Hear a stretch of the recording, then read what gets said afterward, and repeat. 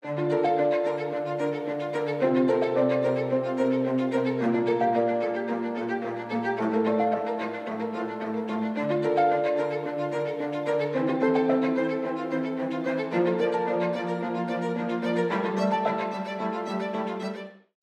व हज़रात, अस्सलाम अलैकुम।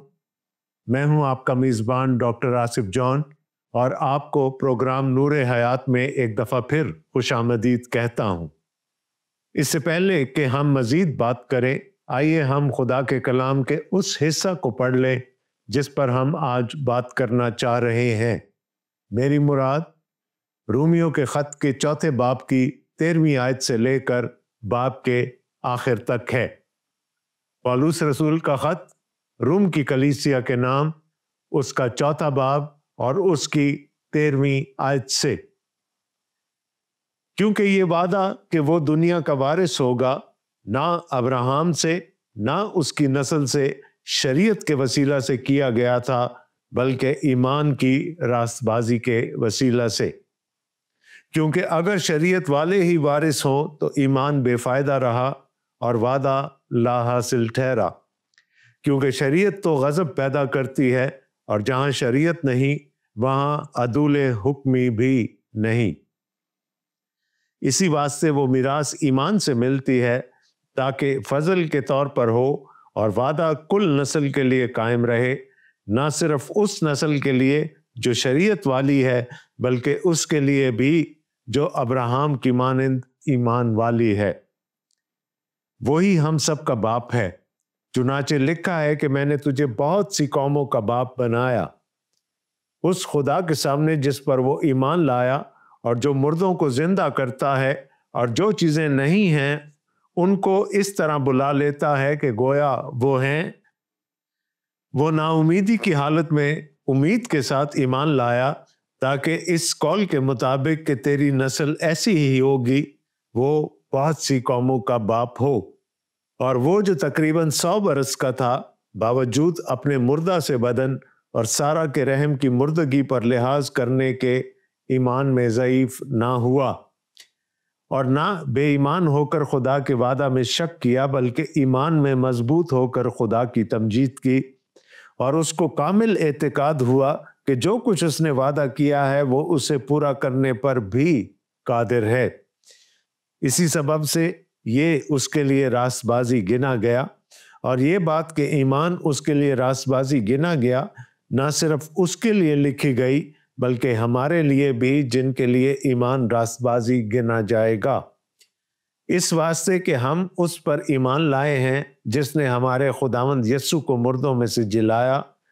वो हमारे गुनाहों के लिए हवाला कर दिया गया और हमको रास्तबाज ठहराने के लिए जिलाया गया। खुदावंद के कलाम के पढ़े और सुने जाने पर उसकी बरकत हो, आमीन। दोस्तों, अगर आप किसी से ये बात करें कि हमारा खुदा उनके गुनाहों को माफ़ करना चाहता है और यही नहीं बल्कि उनको अपनी बादशाही का हिस्सा बनाना चाहता है, तो जो पहला सवाल उनके ज़हन में उभरेगा वो ये होगा कि हमें उसके लिए क्या करने की ज़रूरत है।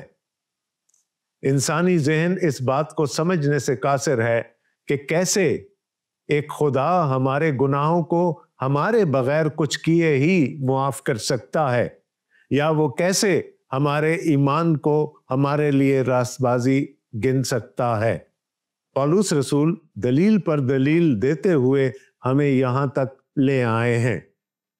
अगर हम मुख्तसर सा जायजा लें कि इससे पहले क्या बातें होती रही हैं, तो सबसे पहली बात जो उभर कर सामने आई वो ये थी, हर बशर, हर इंसान गुनाहगार है और अगर वो गुनाहगार है तो वो खुदा के जलाल से महरूम है, वो खुदा की बादशाही में दाखिल होने का हकदार नहीं है। ये बड़ी नाउमीदी की बात है। क्या हमारा कोई चारा नहीं कि हम दोबारा से खुदा की बादशाही में दाखिल हो सकें? तो फिर पौलुस रसूल ने हमें ये बताया 3 बाब की 21वीं आयत में कि खुदा की अब एक ऐसी रास्तबाजी जाहिर हुई है। ये रास्तबाजी शरीयत से अलहदा है, अलग है, शरीयत के अलावा है, कि जो हमें خداوند یسوع مسیح پر ایمان لانے کے وسیلہ سے راست باز ٹھہرا سکتی ہے، اور ہم خدا کی نظر میں اس کی بادشاہی میں داخل ہونے کے قابل بن سکتے ہیں۔ اس سے پہلے پولس رسول نے یہ بھی بتا دیا تھا کہ شریعت کے اعمال سے کوئی بھی خدا کی نظر میں راست باز نہیں ٹھہر سکتا۔ جس باب سے آج میں نے آپ کے لیے حوالہ پڑھا ہے، اس سے پہلے پولس رسول نے ہمیں یہ بتایا کہ ابرام کے لیے، جبکہ وہ ابھی ابراہم نہ ہوا تھا، اس کا ایمان راست بازی گنا گیا۔ یعنی اس وقت جب وہ خدا کے وعدہ پر شک کر سکتا تھا، وہ ایمان لایا اور خدا نے اس کے ایمان کو اس کے لیے راست بازی گنا۔ اس وقت تک ابرام کا ختنہ بھی نہیں ہوا تھا، وہ خدا کے ساتھ عہد میں بھی شریک نہیں ہوا تھا، اور ابھی شریعت بھی نہیں دی گئی تھی۔ ابرام نامختون تھا اور اس وقت تک وہ شریعت کے بغیر تھا، وہ خدا کے ساتھ ایک عہد میں بھی داخل نہیں ہوا تھا۔ خدا کے بہت سارے وعدے تھے اس کے ساتھ، اور وہ ان وعدوں پر ایمان لے کر آیا، اور خدا کا کلام ہمیں یہ بتاتا ہے کہ وہ سب اس کے لیے راست بازی گنا گیا۔ پولس رسول نے ہمیں ایک اور دلیل پرانے عہد نامہ سے دی، ایمان سے راست باز ٹھہرائے جانے کے حوالے سے، اور وہ ایک زبور تھا، زبور 32، جس کو داؤد نے تحریر کیا، اور اس نے اپنی زندگی کے تجربے کو اس زبور میں سمو دیا۔ مبارک ہے وہ جس کا گناہ خدا محسوب نہیں کرتا، مبارک ہے وہ جس کی بدکاریاں معاف ہو جاتی ہیں، مبارک ہے وہ جس کے گناہ ڈھانکے جاتے ہیں، مبارک ہے وہ جس کا کفارہ دے دیا جاتا ہے۔ داؤد ابراہم کی طرح اور میرے اور آپ کی طرح گناہگار تھا، لیکن اس کو اس بات کا تجربہ تھا کہ خدا نے اس کی بدکاری کو ڈھانپ دیا ہے، اس کے گناہوں کو معاف کر دیا ہے، وہ اب خدا کی نظر میں راست باز ہے۔ شریعت پر چلنے کے وسیلہ سے نہیں، کیونکہ شریعت کو اس نے بارہا توڑا تھا، بلکہ ایمان کے وسیلہ سے، اس ایمان کو جس کو دیکھتے ہوئے خدا نے یہ کہا تھا کہ میرا بندہ داؤد میرے دل کے موافق ہے۔ اب یہاں سے پولس رسول ایک اور دلیل ہمارے سامنے لے کر آتے ہیں کہ ابراہم کی نسل کون ہے۔ کیا وہ راست بازی جو ایمان کے وسیلہ تھی صرف ابراہم تک ہی محدود تھی، یا اس کی نسل کو بھی میسر ہے؟ آئیے دیکھتے ہیں پولس رسول کیا کہنا چاہ رہے ہیں۔ کیونکہ یہ وعدہ کہ وہ دنیا کا وارث ہوگا نہ ابراہم سے نہ اس کی نسل سے شریعت کے وسیلے سے کیا گیا تھا، بلکہ ایمان کی راست بازی کے وسیلہ سے۔ پچھلی دفعہ میں نے آپ کی توجہ پیدائش کی کتاب کے 15ویں باب کی طرف کروائی تھی۔ خدا نے جب ابراہم کو بلایا تھا تو وہ اپنے خاندان کے ساتھ ملک ہاران میں رہ رہا تھا۔ خدا نے اس کو کہا اس ملک کو، اپنے ناطے داروں کو چھوڑ اور اس زمین پر، اس خطے میں جا بس جو میں تجھے دکھاؤں گا۔ تو ابراہم کے ساتھ ایک خطہ زمین کا وعدہ کیا گیا تھا جو خدا اس کو اور اس کی نسل کو دینے کو تھا۔ لیکن یہاں پر ہم دیکھتے ہیں کہ پولس رسول کہہ رہے ہیں کیونکہ یہ وعدہ کہ وہ دنیا کا وارث ہوگا، ہم نے یہ جانا کہ اس کو ایک چھوٹا سا زمین کا ٹکڑا دیا گیا، ایک خطہ زمین دیا گیا جس میں اس کو بسنا تھا، لیکن یہاں پر دنیا کے وارث ہونے کی بات ہو رہی ہے۔ خدا ابراہم پر پیدائش کی کتاب کے 15ویں باب میں ظاہر ہوا تو اس کو آسمان کے ستاروں پر نظر کرنے کے لیے کہا، اور یہ وعدہ کیا کہ اگر کوئی آسمان کے ستاروں کو گن سکتا ہے تو وہ تیری نسل کو بھی گن سکے گا۔ اس کا مطلب تھا کہ اس کی نسل لامحدود ہونے جا رہی ہے، جو صرف اس خطہ زمین تک محدود نہیں رہے گی جو خدا نے ابراہم کو دے دیا تھا اور جس میں وہ بس رہا تھا۔ تو یہ پوری زمین خدا نے کہا تیرے وارثوں کی ہوگی، تیری ہوگی۔ لیکن جب ہم زمین کے تعلق سے بات کرتے ہیں خدا کے کلام میں، اور خاص کر پرانے عہد نامہ میں، تو نہ صرف یہ زمین مراد ہے جس پر میں اور آپ بستے ہیں، بلکہ وہ زمین بھی، وہ عالم بھی جس میں ہمیں جانا ہے، یعنی خدا کی بادشاہی۔ تو پولس کہہ رہے ہیں کہ یہ وعدہ کہ وہ دنیا کا وارث ہوگا، نہ صرف اس دنیا کا، نہ صرف اس عالم کا، بلکہ اس عالم کا بھی جس میں خدا اس کو لے کر جائے گا، جو خدا کی بادشاہی ہے۔ کیونکہ یہ وعدہ کہ وہ دنیا کا وارث ہوگا نہ ابراہیم سے، نہ اس کی نسل سے شریعت کے وسیلہ سے کیا گیا تھا، بلکہ ایمان کی راست بازی کے وسیلہ سے۔ تو یہ وعدہ کہ اس کی نسل اس پورے کرۂ ارض پر پھیل جائے گی، بلکہ وہ اور اس کی نسل خدا کی بادشاہی کے بھی وارث ہوں گے۔ پولس رسول کہتے ہیں یہ شریعت کے وسیلہ سے ابراہیم سے نہیں کیا گیا تھا۔ ہم سب بائبل مقدس کی تاریخ سے واقف ہیں۔ ابراہیم سے وعدہ کرنے کے بعد ابراہیم کو ایمان کے وسیلہ سے راست باز ٹھہرائے جانے کے تقریباً 450 سال کے بعد خدا نے اپنی شریعت اپنے بندہ موسیٰ کے وسیلہ سے ابراہیم کی اولاد کو عطا کی تھی۔ بلکہ ابراہیم کو تو یہ معلوم بھی نہ تھا کہ خدا 450 سال کے بعد یہ کرنے کو جا رہا ہے۔ تو وہ وعدہ شریعت پر منحصر نہیں تھا۔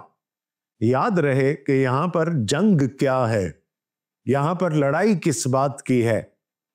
جو یہودی نژاد مسیحی تھے روم کی کلیسیا میں، وہ ان سب کو جو یونانیوں میں سے مسیحی ہوئے تھے یہ باور کرانے کی کوشش کر رہے تھے کہ ان کو ختنہ بھی کروانا ہے اور ان کو شریعت پر بھی عمل کرنا ہے، تبھی وہ راست باز ٹھہرائے جا سکیں گے۔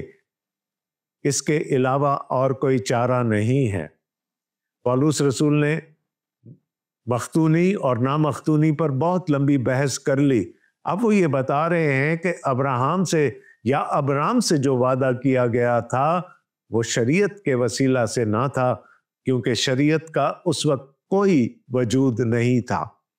میں پھر آپ کو بتا دوں کہ خدا ابراہیم سے کمیونیکیٹ کرتا تھا۔ ابراہیم کو خدا کی پسند اور ناپسند کا علم تھا، لیکن شریعت جیسا کہ ہم اسے جانتے ہیں ابھی نہیں دی گئی تھی، اور اس کے لیے ابراہیم کی اولاد کو تقریباً 450 سال اور انتظار کرنا تھا۔ کیونکہ اگر شریعت والے ہی وارث ہوں تو ایمان بے فائدہ رہا اور وعدہ لا حاصل ٹھہرا، کیونکہ شریعت تو غضب پیدا کرتی ہے، اور جہاں شریعت نہیں وہاں عدل حکمی بھی نہیں۔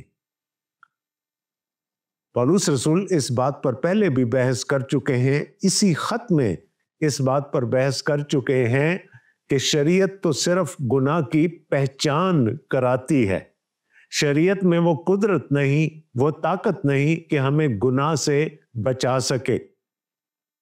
اور اگر وہ صرف گناہ کی پہچان کراتی ہے تو پھر ہم پر الزام لگانے والی بھی وہی ہوگی۔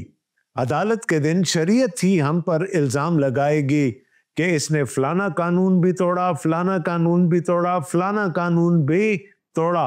اور اگر ہم اس چیز کے مرتکب پائے گئے کہ ہم نے شریعت کو کلیتاً یا جزوی طور پر توڑا ہے، تو پھر شریعت کے توڑنے کے وسیلہ سے ہم پر خدا کا غضب نازل ہوگا اور ہم سزا کے لائق ٹھہریں گے۔ تو پولس رسول یہ کہنا چاہ رہے ہیں کہ شریعت اچھی ہے، شریعت خدا نے دی تھی، شریعت اس لیے دی گئی تھی کہ وہ خدا کی پہچان کرا سکے، خدا کی پسند اور ناپسند ہم پر ظاہر کر سکے، اور یہ بھی بتا سکے کہ کیا اچھا ہے اور کیا برا ہے۔ شریعت گناہ کی پہچان کروانے کے لیے دی گئی تھی، کیونکہ اگر میں یہ جانتا ہی نہیں ہوں کہ یہ گناہ ہے تو اس کے کرنے سے میں کبھی بھی گناہگار نہیں ٹھہروں گا۔ شریعت کے وسیلہ سے ہم گناہگار ٹھہرائے جاتے ہیں، اور جہاں شریعت ہے پولس رسول کہتے ہیں کہ وہاں خدا کا غضب ہوگا۔ جہاں شریعت ہے وہاں شریعت کا عدول بھی ہوگا، اور جہاں شریعت کا عدول ہوگا وہاں پر خدا کا غضب بھی نازل ہوگا۔ تو اگر راست باز ٹھہرایا جانا شریعت کے وسیلہ سے ہوتا تو پھر پولس رسول کہتے ہیں کہ وہ وعدہ بھی لا حاصل رہتا جو ابراہام سے کیا گیا تھا، یعنی دنیا کے سب قبیلے، سب خاندان تیرے وسیلہ سے برکت پائیں گے، کیونکہ شریعت تو ایک خاندان کو دی گئی تھی، اور باقی تمام قبیلے، باقی تمام خاندان شریعت کے بغیر ہیں۔ تو اگر صرف شریعت کے وسیلہ سے راست باز ٹھہرایا جانا ہوتا اور ہم خدا کی بادشاہی کے وارث بن پاتے تو پھر وہ وعدہ کسی صورت میں پورا نہیں ہو سکتا تھا جو خدا نے ابراہم سے کیا تھا۔ پولس رسول مزید فرماتے ہیں، اس واسطے وہ میراث ایمان سے ملتی ہے تاکہ فضل کے طور پر ہو، اور وہ وعدہ کل نسل کے لیے قائم رہے، نہ صرف اس نسل کے لیے جو شریعت والی ہے بلکہ اس کے لیے بھی جو ابراہم کے مانند ایمان والی ہے، وہی ہم سب کا باپ ہے۔ چنانچہ لکھا ہے کہ میں نے تجھے بہت سی قوموں کا باپ بنایا، اس خدا کے سامنے جس پر وہ ایمان لایا اور جو مردوں کو زندہ کرتا ہے اور جو چیزیں نہیں ہیں ان کو اس طرح بلا لیتا ہے کہ گویا وہ ہیں۔ خدا نے ابراہم کو قوموں کا باپ ٹھہرایا، اس کو ایمانداروں کا باپ ٹھہرایا گیا، اور یہ بات ہم نے پچھلی قسط میں بھی کی تھی کہ اس کی تمام نسل، چاہے وہ مختون ہو یا نہ مختون ہو، چاہے ان کے پاس خدا کی شریعت ہو یا خدا کی شریعت نہ ہو، وہ سب کے سب ایک ہی وجہ سے راست باز ٹھہرائے جاتے ہیں، اور وہ ہے ایمان۔ راست باز ٹھہرائے جانا فضل کے وسیلہ سے ہے، اور وہ میراث بھی جس کی پولس رسول یہاں پر بات کر رہے ہیں، یعنی خدا کی بادشاہی بھی ایمان کے وسیلہ سے دستیاب ہوتی ہے، اور تمام کو دستیاب ہوتی ہے، چاہے وہ شریعت والے ہوں یا شریعت والے نہ ہوں۔ اور یہ وعدہ اس خدا کا ہے جس کے بارے میں پولس رسول لکھتے ہیں،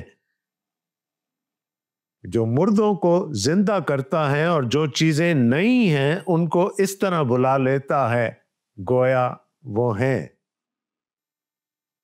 اس کائنات کو بنانے سے پہلے کیا تھا؟ اندھیرا تھا، کیوس تھا، کسی چیز کی کوئی ترتیب نہیں تھی، بلکہ کوئی چیز تھی ہی نہیں، اور خدا کے کہنے سے ہر چیز بنتی چلی گئی۔ اس نے نیست سے ہست کو بنایا، اور وہ یہ قدرت رکھتا ہے کہ نہ صرف کچھ نہیں میں سے سب کچھ بنا لے، بلکہ وہ یہ قدرت بھی رکھتا ہے کہ وہ مردوں کو زندہ کر سکے۔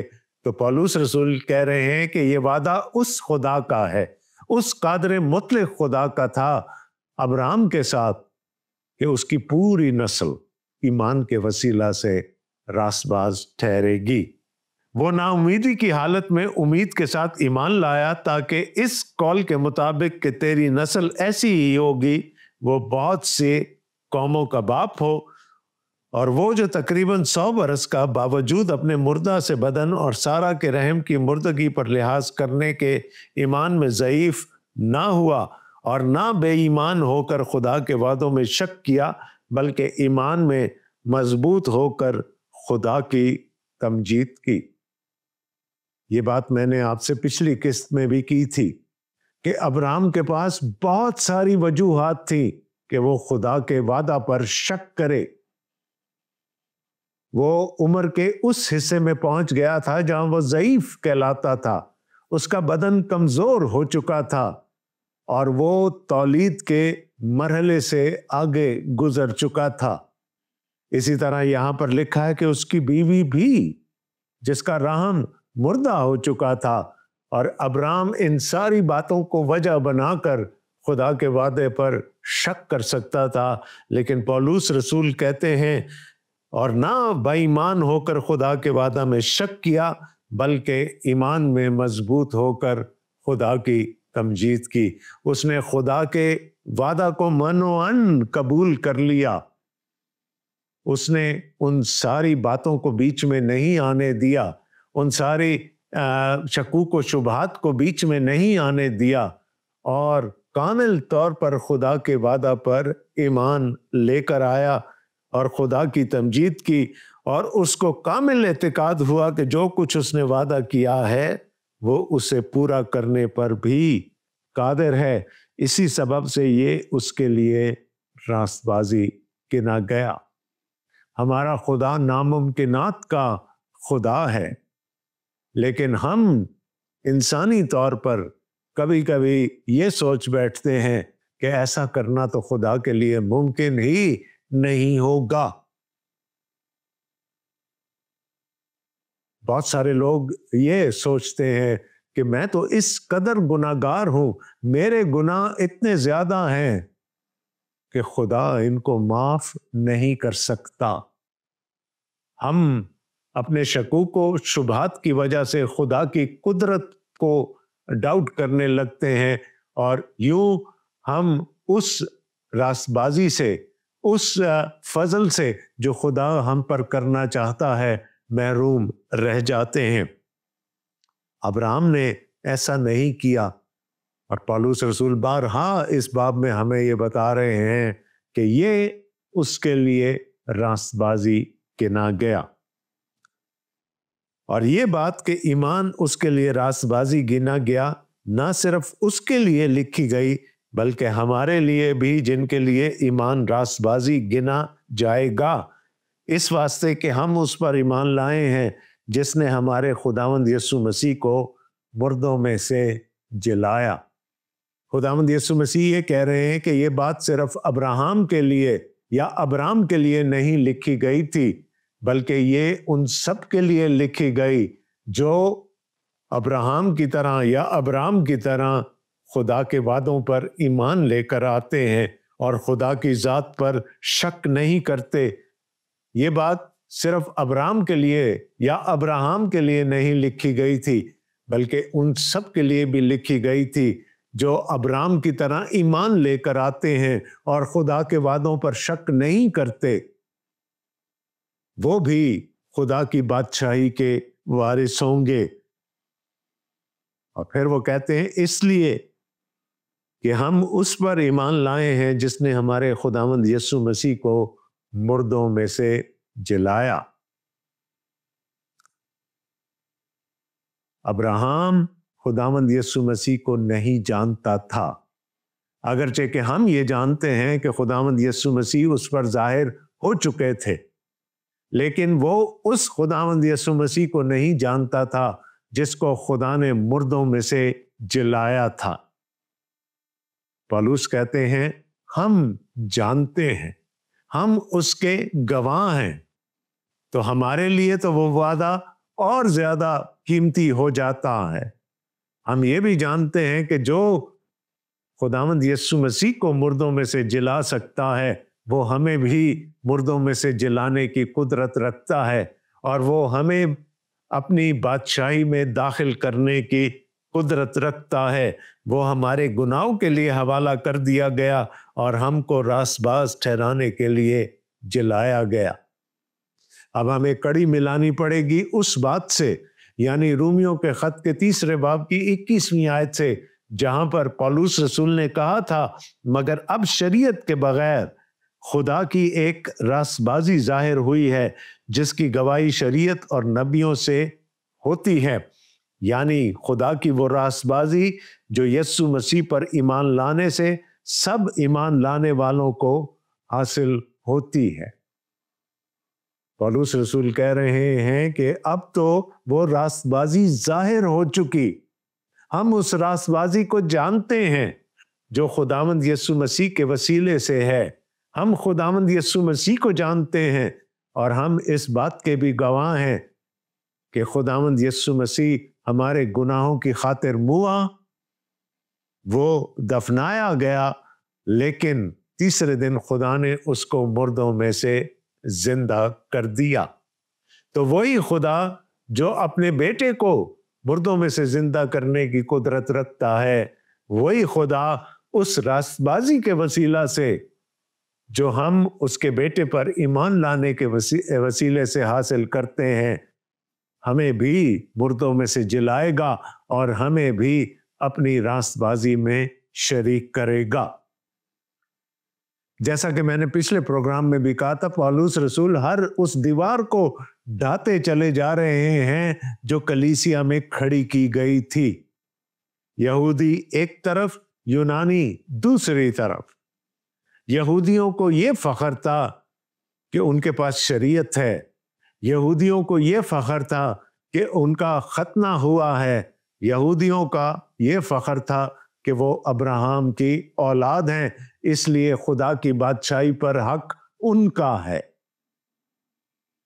اور وہ یہ مسلط کرنا چاہ رہے تھے یونانیوں پر کہ جب تک وہ ختنہ نہیں کروائیں گے اور وہ شریعت پر عمل نہیں کریں گے، وہ خدا کی راست بازی سے دور رہیں گے۔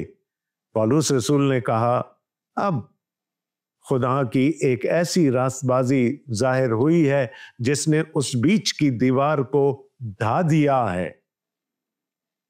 وہ راست بازی سب کے لیے دستیاب ہے، چاہے کوئی یہودی ہو، ابراہیم کی جسمانی نسل میں سے ہو، یا یونانی ہو اور ابراہیم کی نسل میں سے نہ ہو، سب اس راست بازی کو حاصل کر سکتے ہیں۔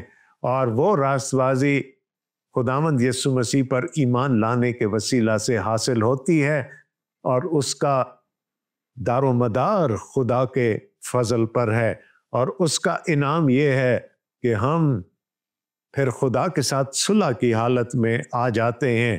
یہ بات اگلے باب میں چل کر ہوگی کہ خدا کے ساتھ ہماری صلح ہو جاتی ہے، دشمنی ختم ہو جاتی ہے، اور ہم وارث بن جاتے ہیں اس کی بادشاہی کے۔